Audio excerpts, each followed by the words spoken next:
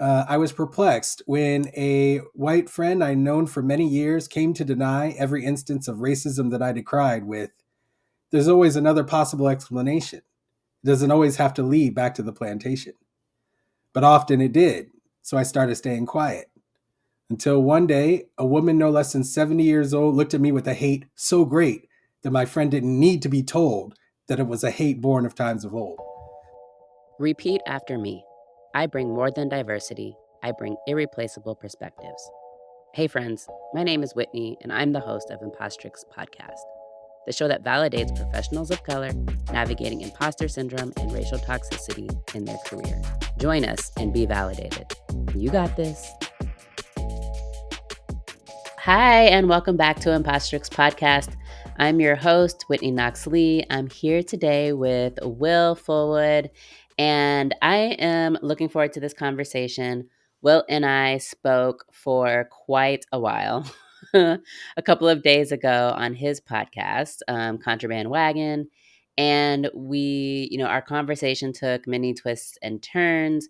One of the things that he brought up, though, was that he's reading from MLK's body of work. And one of the quotes that MLK had brought up, which I'm going to let him talk about in a bit, but it kind of got us on this conversation of like, what is the issue that we're dealing with racially here in the United States? And then once we know the issue, like, how do we solve this issue? So that's what we're going to be talking about today. Will, can you go ahead and introduce yourself and share with us the identities that you bring to this space? Absolutely. Thank you so much for having me, first of all. As you said, my name is Will Fullwood, aka Contraband, creator of the Contraband Wagon. So I do come to you as a live streamer and podcast host, and as a Black gay man who is also a community college professor teaching mathematics and English. So it's a pleasure to be here and just share my thoughts. Yes, thank you.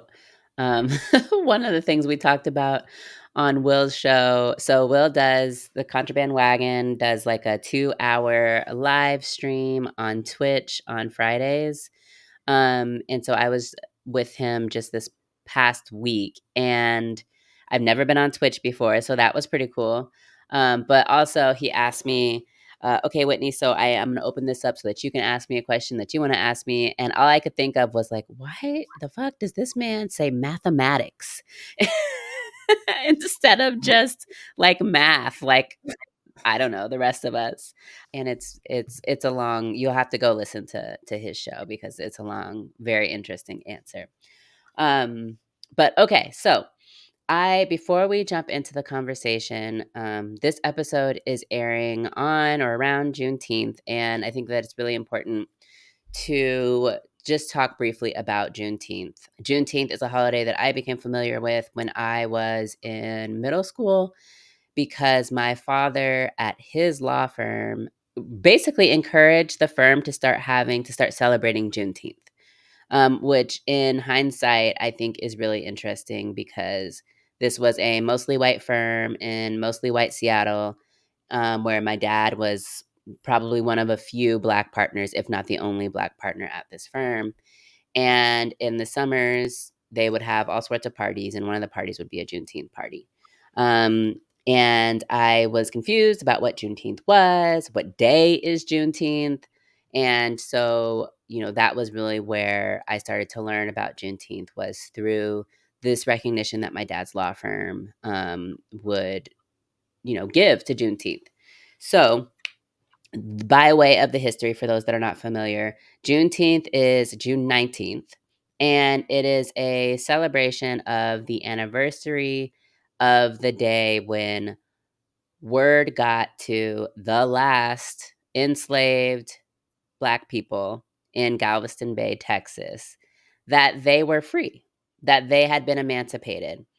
As you know, slavery was outlawed and indentured servitude was outlawed in 1863, January 1st, 1863, through the Emancipation Proclamation, 13th Amendment.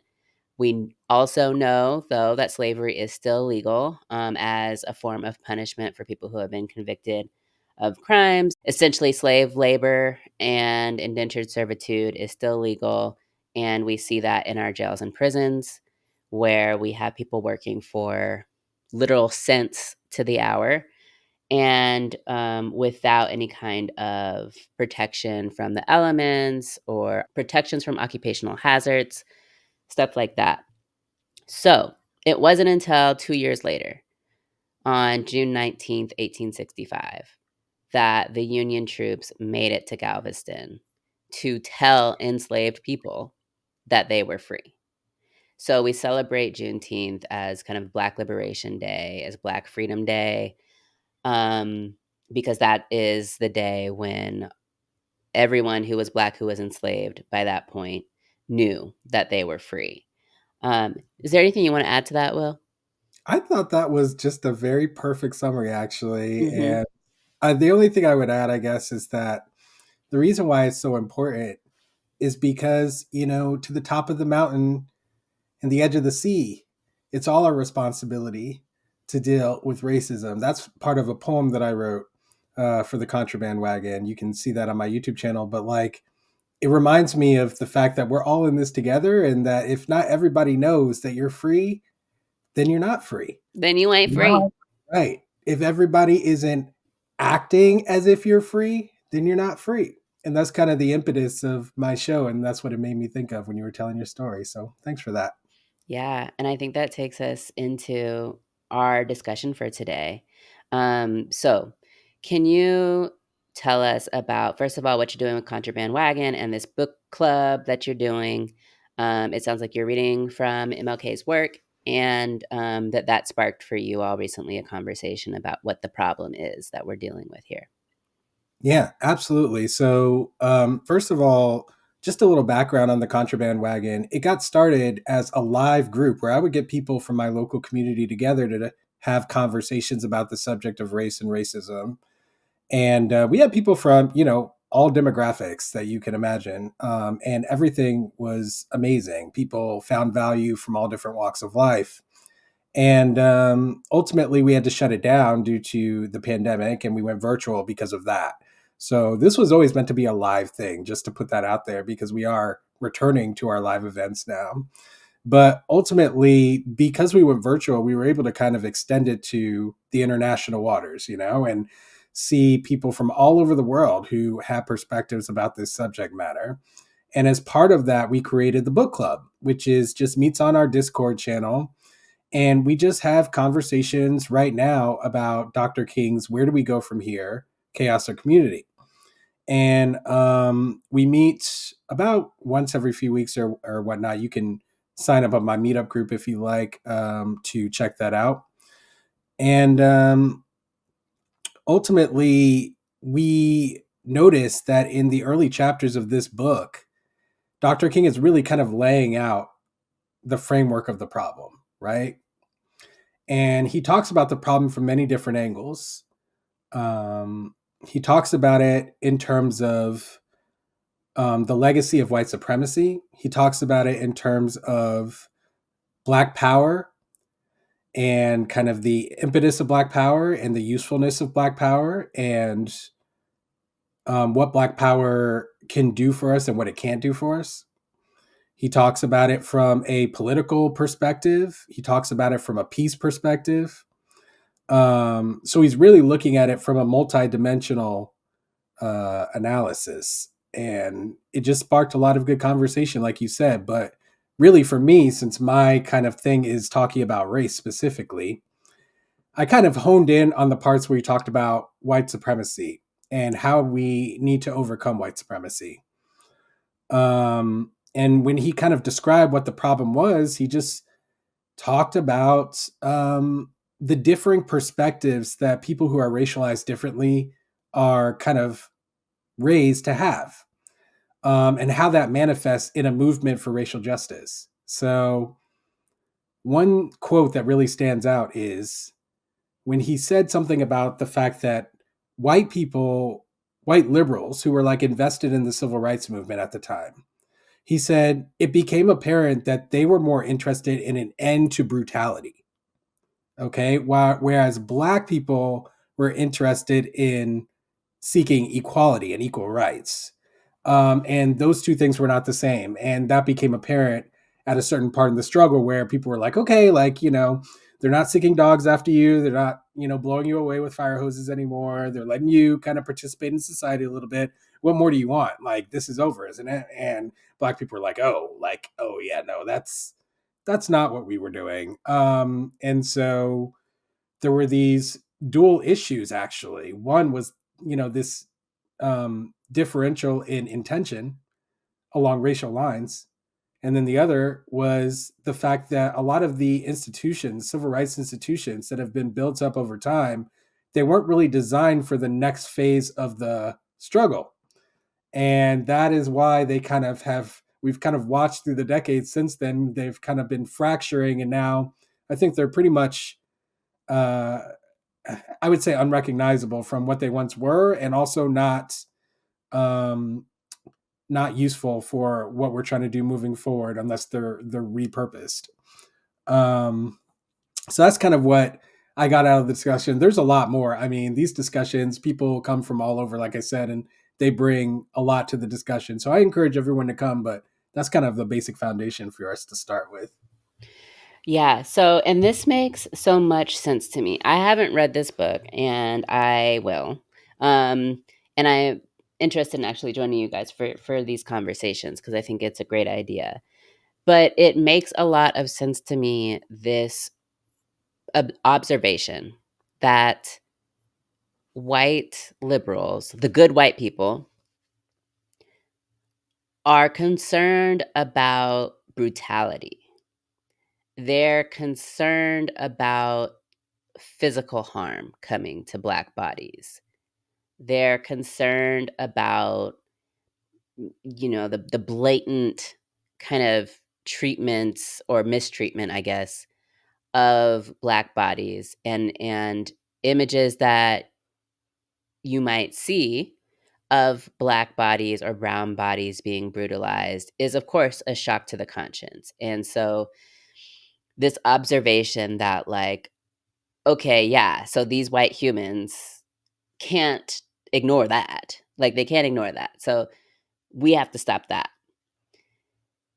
And then the observation that today, as we are navigating the systemic effects of racism and of white supremacy, that take more work to uncover, like takes more data, takes more tracking of trends to see that, whatever the statistics are around Black home ownership, the statistics around the racial wealth gap, um, the statistics around health and, Black female mortality, in childbirth, and all of the disparities that we now have, but that aren't in your face violence towards Black people.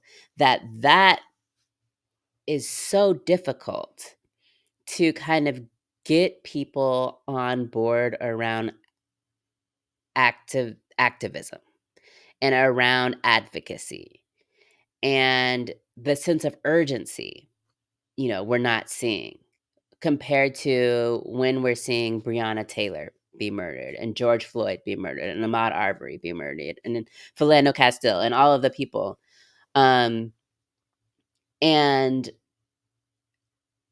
that really rings true to me as far as what the problem is. And it's that white people, good white people, you know, people in general. I actually think that nobody wants to see any single person, any single body suffering from that physical brutality. And like that is the problem. And that is going to create a crisis that is going to create some sense of urgency that we need to respond. And that's where it ends. And as you said, as Dr. King said, that is not, yes, sure, Black people want to be physically safe. We don't want to be beaten and killed in the streets. We don't want dogs, chasing us. We don't want some of these, these things that have happened in our history. We don't want to be enslaved. And we want to be free. We want to be treated like humans just like everybody else. And it's really interesting for me because I guess I'm realizing that for me, those two things are aligned, but for other people, they're not. That's exactly right. That's exactly right. And I mean, it's easier for those things to be aligned for you and me who are racialized as Black because, you know, it's more natural, I guess, given our life experiences to come to that conclusion, right? But if you're on the higher upper end, if you will, of a racial hierarchy, then you're not feeling the same kind of effects. You're not being forced to perceive the world the same way. You're not being forced to consider the same questions. In fact, you're being encouraged not to. And so it's created this differential in thought and this differential in experience. And then combine that with the fact that Black people's experience is then devalued and dismissed as not being important. And you've created a situation where there's no real pathway for racialized white people to understand our actual lives.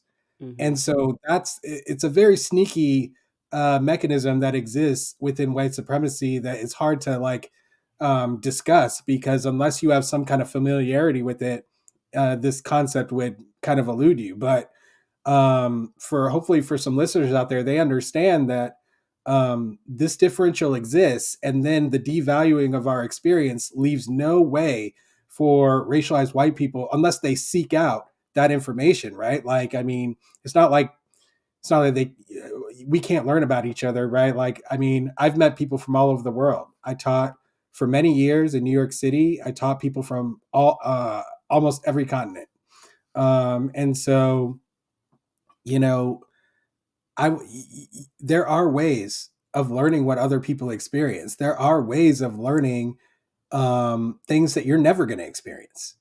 Now, will you learn it on the same level of the same dimension that the person who actually experienced it did? Absolutely not. That's not realistic. But what I found is that a lot of people they just don't want to try. It Mm. actually reminds me of a story, Whitney. Yeah. So I was reconnecting with a friend um, who I went to high school with, and we were on a nature walk talking and whatnot, and we this subject came up. He is actually a Russian immigrant to the United States, and you know, he was saying at that time, "Oh, I just can't imagine what it would be like to be a Black person." And I just in that moment, I was like, you know what? I can't let you off the hook with that, bro. Like we've known each other for so long, like you say it's so difficult and you can never understand, but I'm like, you could try. That was my response. I was like, you could try. Like it was you could tell he was using it as a reason not to try at all. And when I called him out on that, he actually had no response. He kind of just pretended like I didn't say that and moved on. And so, I've had a lot of those moments where you reveal that, like, ultimately the issue is a lot of racialized white people are not really put to a choice, uh, or at least put to consciously think about their choices in the race context. What are you going to do? What are you going to do knowing the world is the way it is? What are you going to do if you gain this knowledge about what your fellow American citizens who are racialized as Black or not racialized as white are enduring under an oppressive system? Like, what are you going to do about that? And that is the question that racialized white people are encouraged not to think about, not to consider. And there really is very few opportunities for them to consider it because of the way white supremacy has manifested in our society. It hasn't created space for those conversations, it hasn't created space for those considerations. If anything, our governments, both federal and state, seem to be dead set on making sure that we never consider these questions, and that's based on the laws that are passed. I call them protect white children's feelings laws. That make sure that we're only teaching things that are not going to make anyone feel bad about race. Mhm. Which I don't know how that's possible, but yeah, we've got to somehow find a way to get around that, because there's nowhere we're going in a world that's designed so that we don't have these conversations, where we're going to actually get people to an enlightened enough state about the subject matter to make a conscious choice to be anti-racist. And ultimately, for me, I want us as a country to take on anti-racism as a value, which I think during our conversation you were like, "That's like woo," like. But I know it's imaginary. I know it doesn't exist right now. I know it's a lofty goal, but ultimately, I do think it's something that we can unify around if we raise everyone's consciousness around the subject of race. Yeah. And the thought that so I'm having several thoughts at the same time. One of them is around this idea of making anti-racism personal, of taking that personally. And that for some of us who are racialized as other than white, often our anti-racism is personal because it directly impacts us. And of course, you and I are coming to this conversation as Black people, but non-Black people of color as well. You know, we are racialized beings, and we are not at the top of the hierarchy. Um, and this system of white supremacy, this hierarchy, this racialization, this racial capitalization benefits white people. And so not only is it counterintuitive or kind of counter their interests, they being white people, to interrogate this ideology and white supremacy and the hierarchy. But it's also, as you have mentioned, not, the space for that does not really exist. And so the opportunity for white people to take anti racism personally and to act on anti racism as if their life depends on it can be so far from their actual reality because their life doesn't depend on it. And in fact, their life depends on continued systems of white supremacy. Precisely. So Exactly. that's one thought. The second thought that I am having is around this uh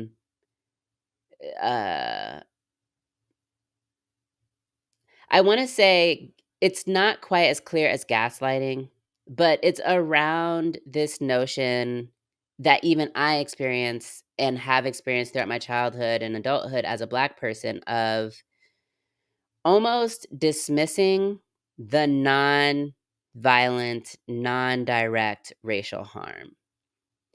And we talked about this at the outset. We talked about, white people not wanting to see Black people being brutalized. And I'm realizing in this conversation that characteristic of white supremacy, I'm seeing that in myself in terms of my own personal history. And you and I talked about this a little bit a couple of days ago, with just the confusion that we experience when our experiences of racism aren't the experiences that kind of we're told to look out for. It's not the experiences necessarily of being followed around in stores because we're Black and not trusted. It's not the experiences of being spit on. It's not the experiences of being beaten up or, targeted, or there being, a burning cross on my front lawn.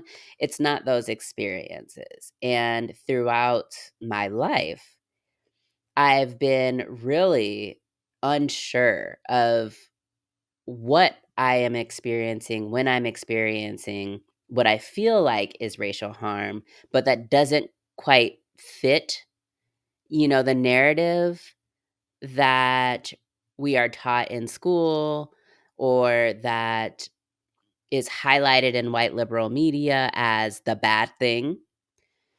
And now, as an adult, where we are seeing so many, and in my circle it's Black women, but so many Black people talking about the racial toxicity that they're experiencing within their workplaces, and how difficult it is for us to put their finger on something, to put, to explicitly name what they're experiencing, and how difficult it is for outsiders, for bystanders to also be able to identify that what we're experiencing, what's happening right now is racial toxicity, and how can we be anti-racist if we can't, excuse me, if we can't identify that this dynamic that we're in is a dynamic of white supremacy, is a dynamic that is racially toxic.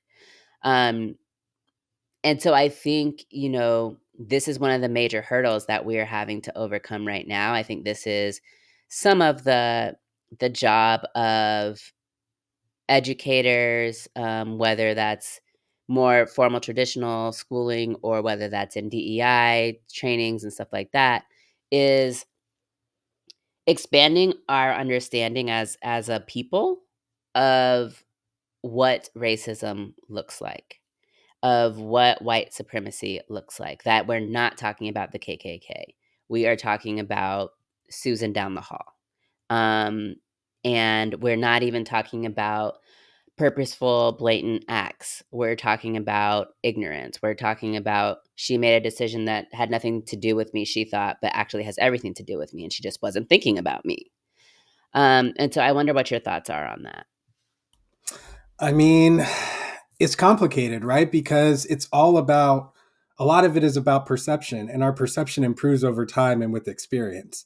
And so there's really not much that can be done when you haven't developed the perceptive powers to interpret what you're experiencing, right? You're just going to feel little needle pricks and it's going to hurt, and you're not going to know why you're hurting. And then until you figure it out, right? Who's holding the needle. And it's very unfortunate, but like I don't really see any way around that except for exactly what you said, right? Is education about what's possible and what's out there. I know that in my virtual racism discussion groups that I run at the end of every month, a lot of people give me feedback that they're thankful to hear some of the stories that people share because it gives them insight into what can happen.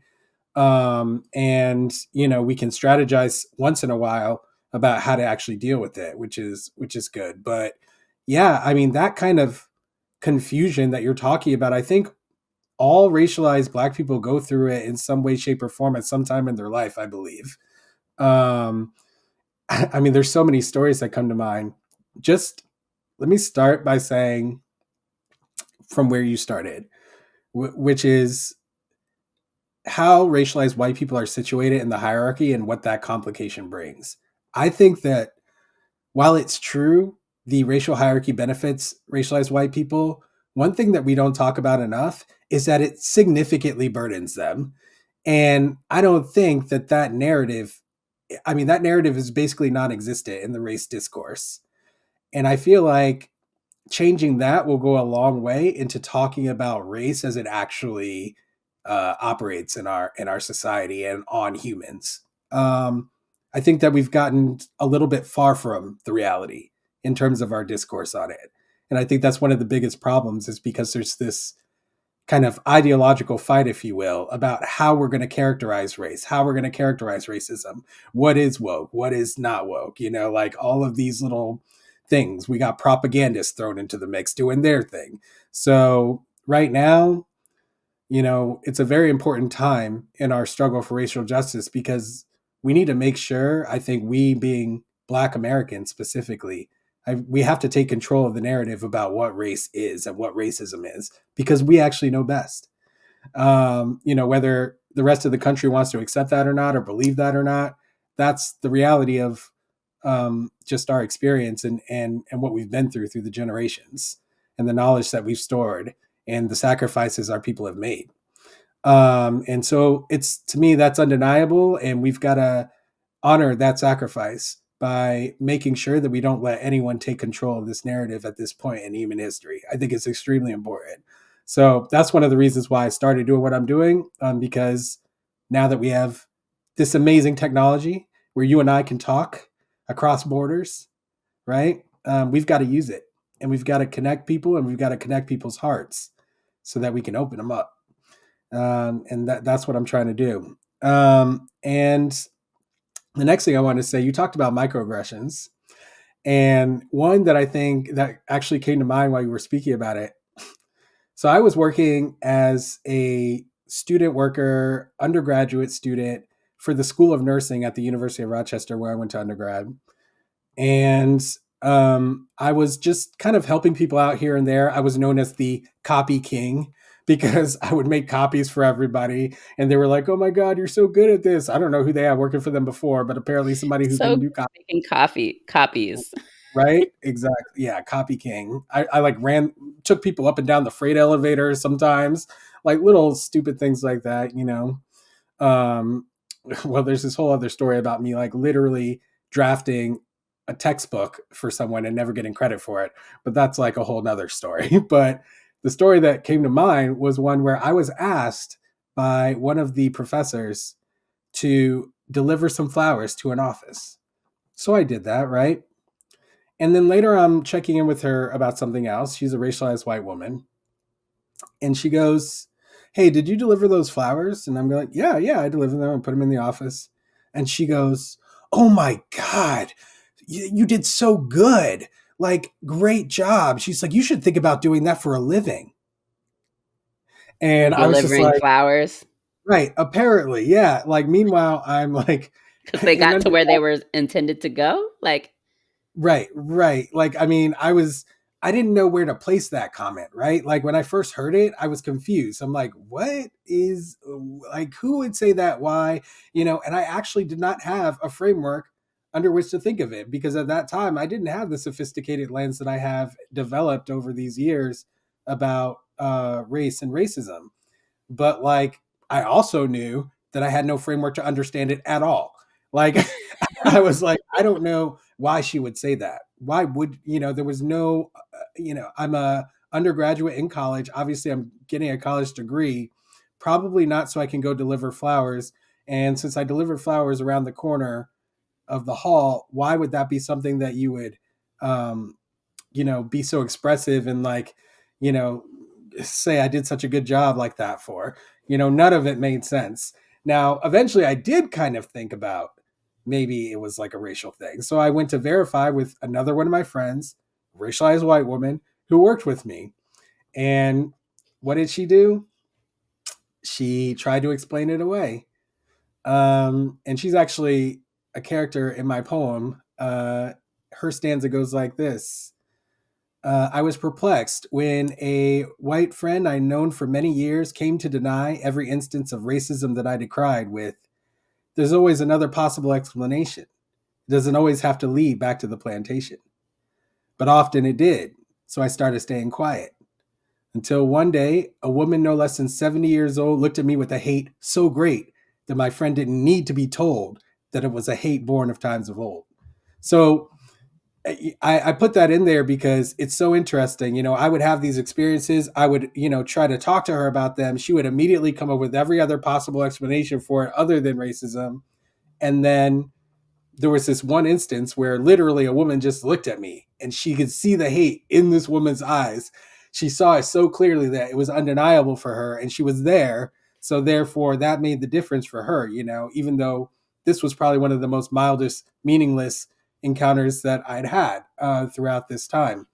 And interestingly enough, I have confronted this person about this very thing, and she did acknowledge, what she did. But has she changed her behavior? No. Did she say she would? Yeah.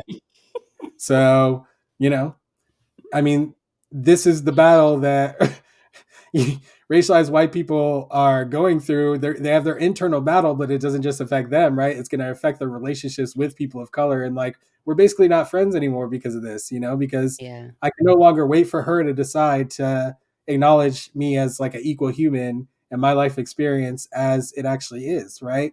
So there's all these complications in moving this forward because there is no moving it forward without racialized white people. It's unfortunate.